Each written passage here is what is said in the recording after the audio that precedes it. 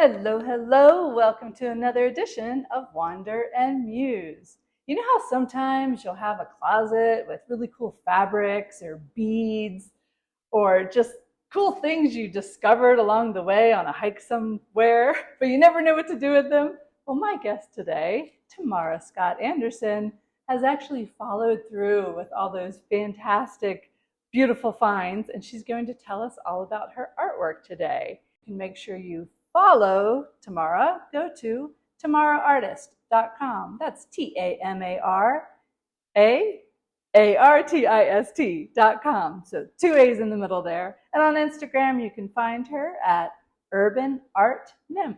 Let's go ahead and get started. Hello, Tamara. Hello, Heather. Thank you for having me. Of course, I'm so glad you're here. And I've been a fan of your artwork for years.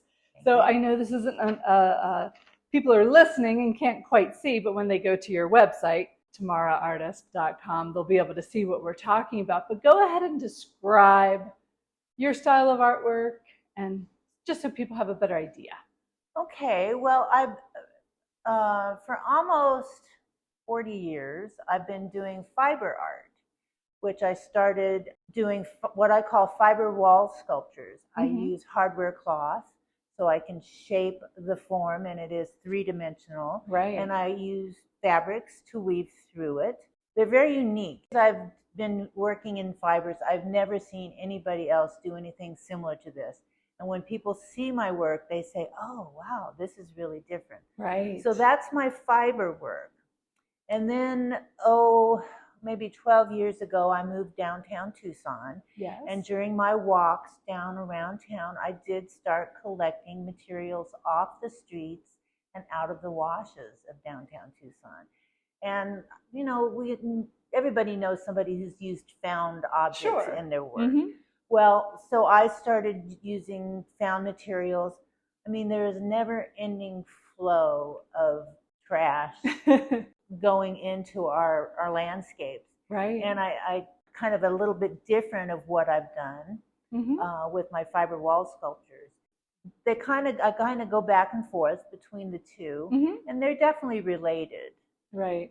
So that's kind of the two different genres of work that I'm doing right now. Exactly. Yeah. Now, when I first met you many years ago, you were the co-owner of Contents Interiors. Yes. And so that was an interior design firm as well as furniture, artwork, that sort of thing. Tell me about when you decided to make that shift to go from Contents to your own art again, because I know originally you did. So. Right. When I first began working as interior designer, I was working for Contents Furniture Store. Oh, that's right. That's what it was Ken called. and Linda Smalley owned it, and That's I started working for them.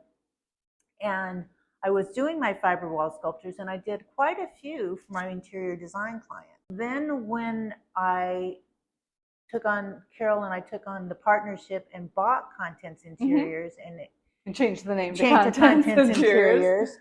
My artwork kind of got put on the back burner, as anything does when you're running a business. Yes. And then we were 18 years running that showroom. That long, wow. But we had a 3-year exit strategy. We knew it's like, okay, when we turn 65, let's really retire. So we planned it out, and at the 3 years, I said, okay, if I'm going to go back to my artwork, I need to have a body of work. Right. And for all those 18 years working interior design, the fabric representatives of the fabric houses in Phoenix would come down every season and give me and my staff the new fabric show. Sure.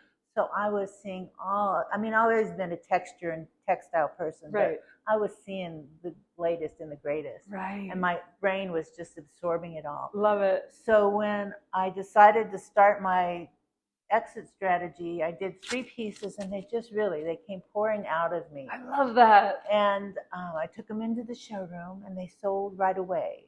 Wow, you should have priced them a little higher than that. Well, yeah.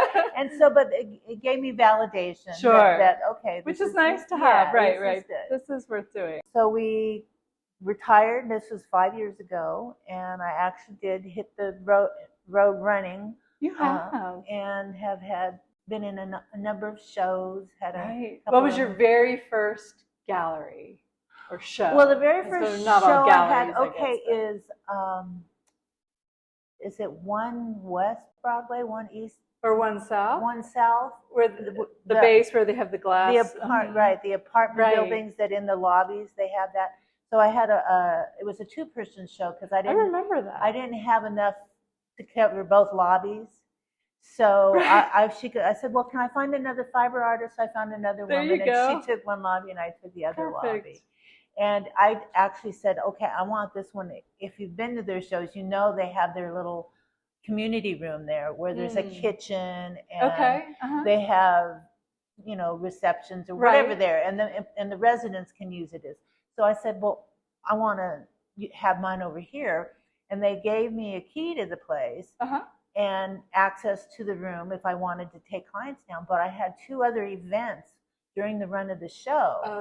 So I had one afternoon, I had an interior design event where I invited, again, one of the fabric reps from Phoenix came down and gave a show for the interior designers that I invited and showed up. And that was really fun. And then I was on one of the second Saturdays when downtown was hopping that I had a fiber donation party. Right. And I advertised that if you brought me some donation, you would get entered into the drawing for a mask that I made. Right. And so that. What a great idea. Yeah, that was fun. And actually the very first person who came in the door, Vic, I don't know his last name, but he brought me the most ragged jeans. I mean, you couldn't even put them on. They were all of this distressed stuff. It was beyond that. Right. And so they became my denim delphiniums when I was doing denim delphiniums. Yeah, that's awesome. When I was doing my garden installation. Again, using the recycled jeans, and I'd found some tent poles in the wash that I rescued, and that was the stem. And I was working on 3 of them, and they're, you know, larger than life. And I started the third one, and I ran out of denim. And so on my next bike around downtown, over in the parking lot of the Waffle House off the freeway, the Waffle House, there was a bag of clothing, a trash bag that had been abandoned and run over and was scattered everywhere. And there were 2 pairs of denim jeans. You were like, score! Yeah, well, the universe provides me what I need. Doesn't it always continue to provide? I tell you, it's the truth. Anyway, so that's, and I've collected things off the railroad tracks. And one of the things I like to do is squish things on the railroad track. Like, and they're all the washers. To flatten so them. That's my Iron Horse blacksmith.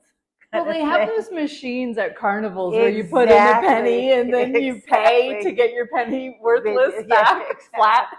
So, but there's a whole art to that, because if you just put them down, then you have to wait for a train. If you come back, they blend in with everything. So I learned to paint them a color so then I could find them and mark where I was on the railroad tracks that I left them. Oh my gosh, that's hilarious. So, and then when I was over living in the Monaire apartments, I did find that the streetcar, they're a little more regular, and I could go out there, put them down, and wait for the streetcar to go back, and then pick them all up. I love it. That's hilarious. So what have been some of the gallery shows you've had that were just really the most successful, or you tapped into a whole new audience or something like that, where you were just sort of like, wow, that was cool? Well, I've been up in several shows at the Tohono Chul galleries. That's such a beautiful And James, who is the curator, I believe he's still the curator up there, he really has a thing for fiber art, which is nice. And so I've been in quite a few shows up there, and I'm excited about that.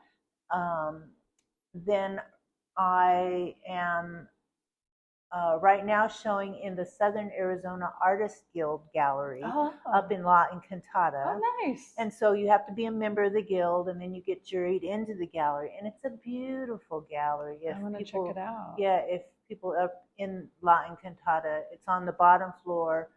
And that's good to know. Yeah, and it's a nice space.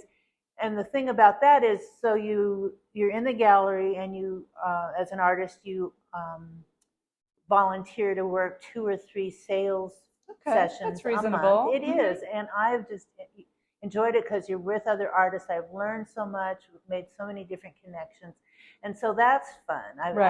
I've sold some pieces up there that it's the people who shop in La Encantada are the demographics of people who will pay money for artwork. For sure. Because the gallery is so well done, I mean, there's over 100 artists represented. Nice. And it's a well lit.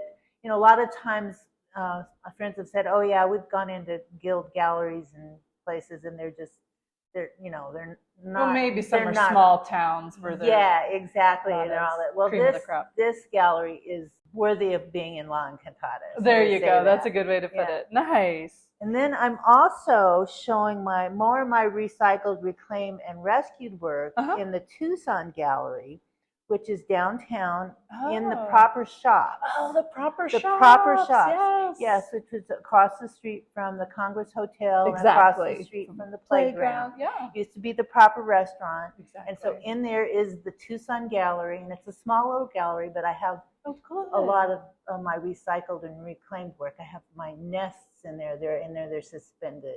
Ooh. And I really like that. Oh, that's cool. So. Very nice. Now, you've been artistic your entire life, correct? Pretty much. Pretty much? Yeah. And so, and you even with college, didn't you study fiber arts as well? So tell me a little bit more about that. Well, both my undergraduate and my master's were in art education. And so you take a lot of design and art classes. When I was doing my master's degree, they had a fiber department. Gayle Wimmer, she's actually no longer with us, but and where was this?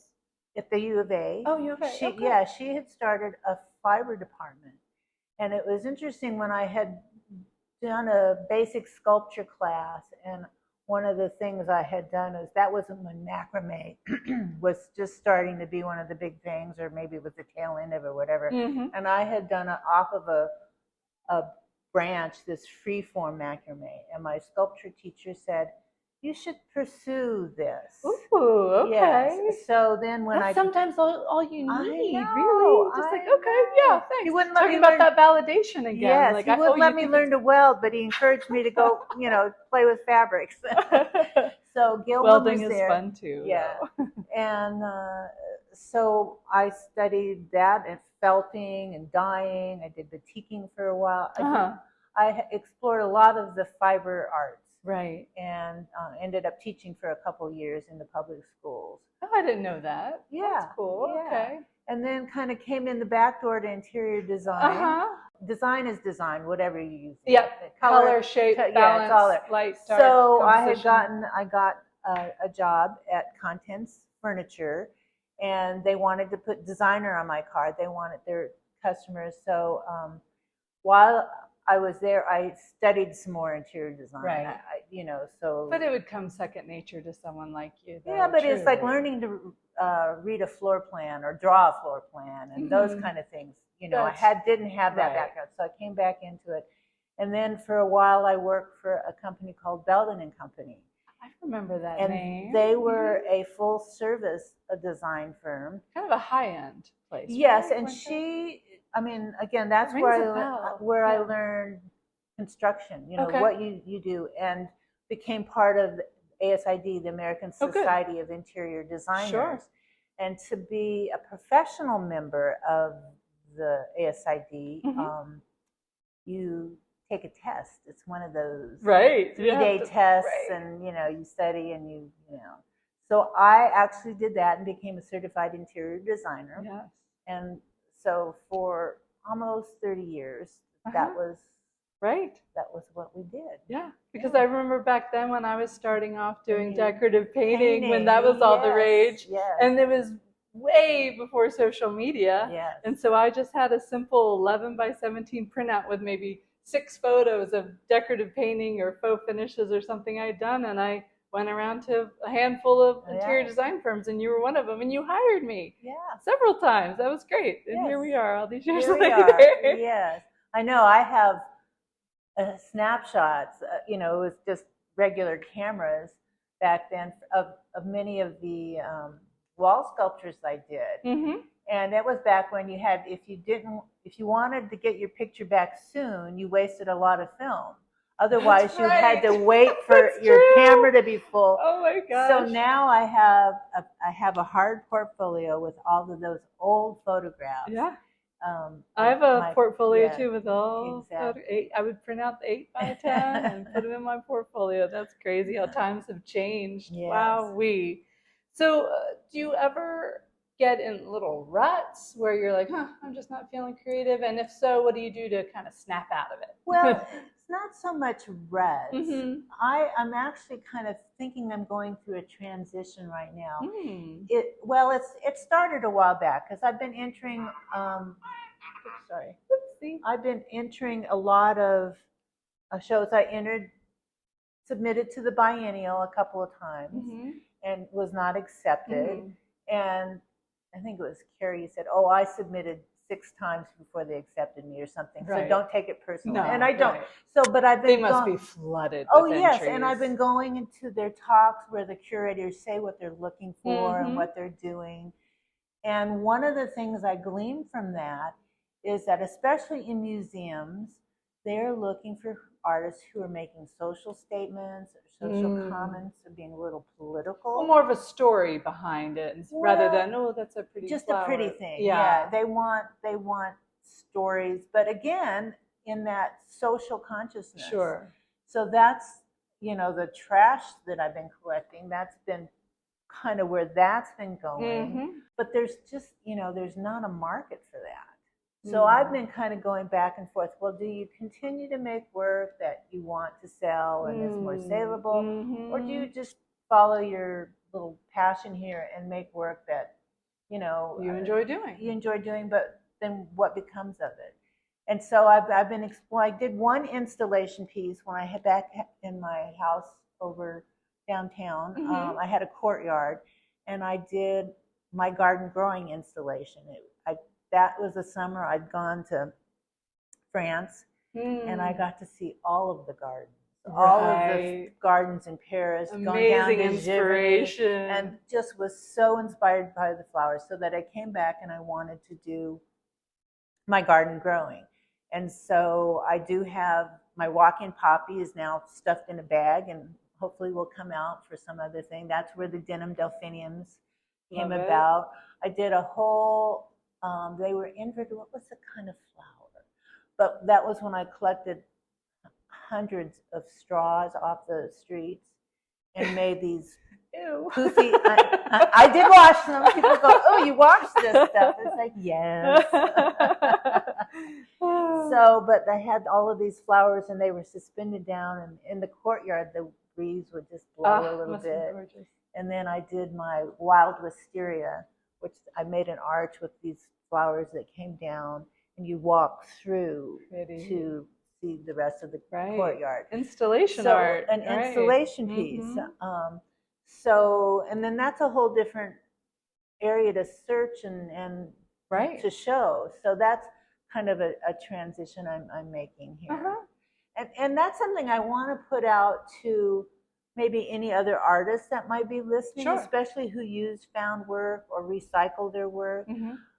Maybe to reach out through my website and connect, because I would like... Repeat that again, the tamaraartist.com. Yes. To try and put together some kind of exhibition with some other artists. Ooh, yes. I mean, I run across some every now and then, but I know there's people out there working with these mediums. Yes. So I would like to kind of put some feelers out there and have people contact me so we can... It's a great idea. See what else we can do with it. Yeah.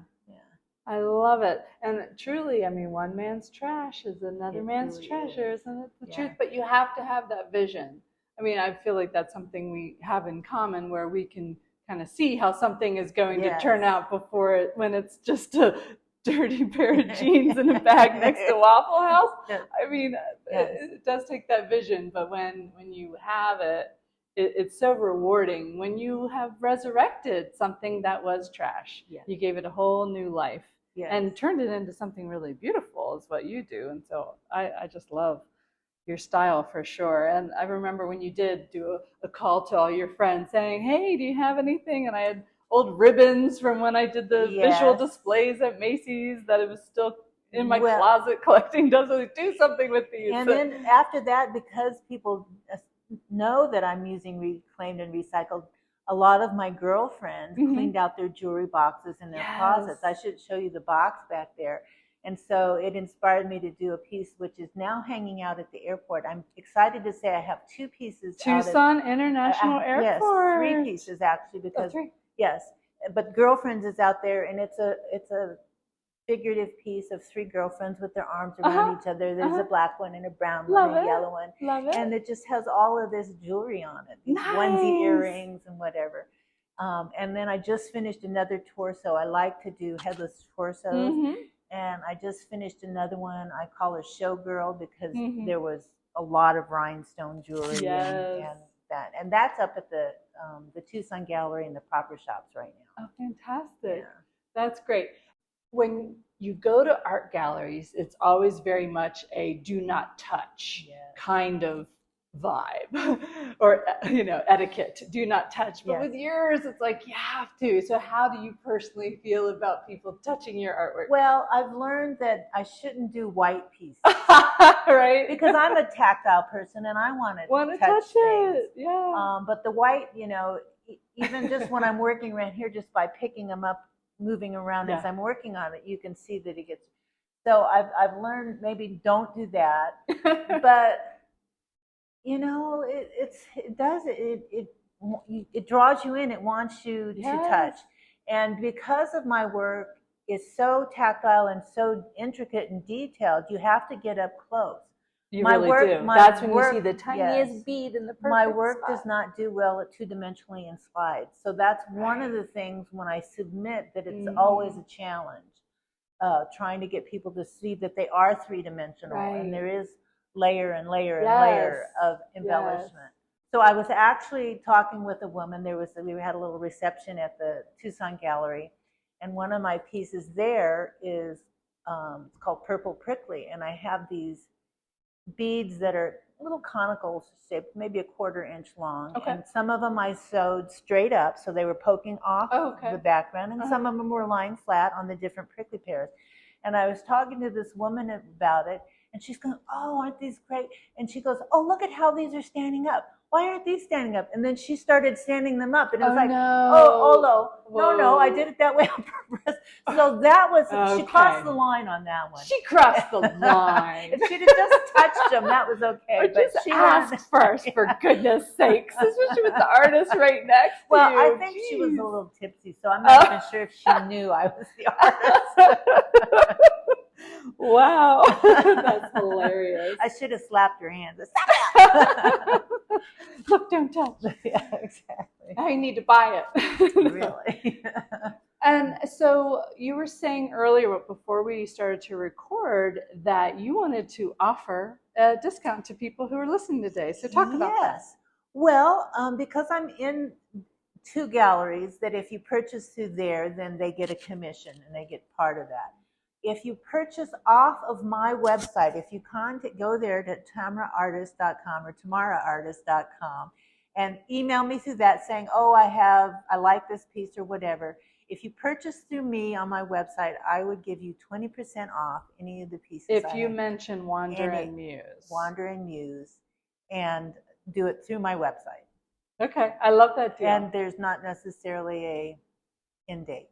Okay. Wow, I like this a lot. Yeah. So if you go to, it's TamaraArtist.com. Yes. And then I guess Wander, yes. Right. And then email you, I guess. Right. And say, hey, I'm interested in this piece, and I heard about you through Wander and Muse podcast, then you'll give them a discount. And if I'm not the best about updating my website. Okay. So if they've seen something on my Instagram account, which is Urban Artist, and say, oh, I saw a piece on your Urban Art Nymph. Oh yeah, Urban Art Nymph. Whatever. Oh yeah, that's it. Urban Art Nymph. That I can send other photographs and there you go. of things that are available. I actually had a woman contact me through my website, and Tohono Chul had just had their 10 by 10 show. And she said, do you have anything 10 by 10, bright colors, this or that? And I sent her as like something I just said I do. And she said, oh, great, I'll get it. I'll write you a check, whatever. And we hooked up. She came over. And in that, it's like, why do I know your name? Have we met before? And she was a client. Oh my goodness. A good client. Oh, wow. She bought lots of furniture from us. So that was really nice. Fantastic. So, yeah. I love it when things like that circle back around and someone re-enters your life for a good reason. That's fantastic. What else do you want to tell our listeners today before I wrap it up? Well, either to inspire them or just give them, I don't know, a little bit more information about you, whichever you prefer. To inspire them. I don't know. I guess for me, everything, you have to look past it and see the potential. But people have said to me, oh, I'm so glad you're out there cleaning up the environment, picking up trash. And it's like, no, I'm not even making a dent. Right. There is just it can be very depressing if you think about the never-ending flow of trash and discarded materials that is in our environment. Right. You know, and if you go down to the wash, like, was it last summer? I helped clean one of the washes out. We met down there every Sunday and we picked up trash. And then it would rain, and it was all new. Yeah, so, and even how we use things too.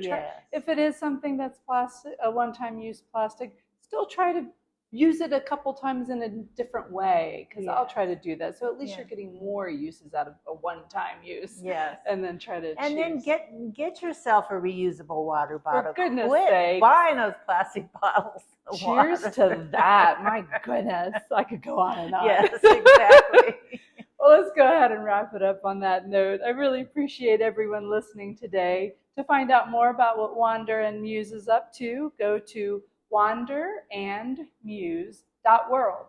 And you can always drop me a line at heather@wanderandmuse.world if you want to be a guest or become a sponsor. I would love to get some sponsors to get their name out there while I'm helping inspire people and giving them a platform to tell their story and share their legacy. Thanks so much for listening. Have a fantastic day.